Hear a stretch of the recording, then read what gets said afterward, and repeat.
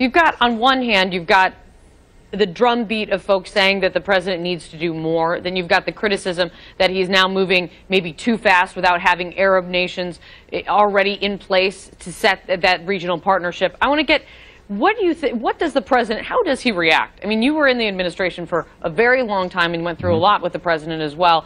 You were there at a time when probably some of these, when these conversations were starting. What does he say to the criticism that he is lacking in leadership?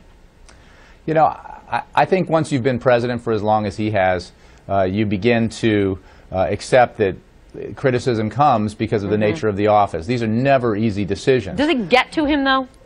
You know, I think what gets to him at times, and what got to all of us when I was in the White House, was when sometimes superficiality overtook substance. Now, I think a substantive debate about what the right course of action for the United States is in Iraq and Syria is merited, and that can include criticism about whether President Obama acted too swiftly or too slowly when it came to Syria, whether he should have armed moderate opposition groups before, or is it still too early to arm them because they're so disparate and it's not clear where those arms will go? Those are legitimate, I think, criticisms. I think I'm sure. I mean, I know from a fact that the criticism of this idea that he pursues a policy that is, at least in the first instance, based on not messing up, not doing stupid things.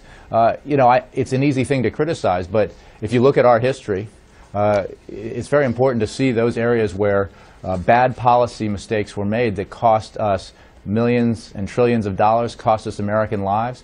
President Obama, as president, is very conscious of the need not to make those kinds of decisions, to avoid those kinds of mistakes because the costs are so high. And I mean, we are dealing with Iraq now in part because of what occurred in 2003 and 2004 and the choices made then. Well, and these are critical days ahead, and the things the decisions that are made now, as we are hearing, will have ramifications for years to come, because this is a threat, as the president has said, and many in the White House have said, is going to be facing this country beyond even his administration at this point. That's absolutely right. Jay, it's great to see you. Thanks for coming in. Thanks for having me.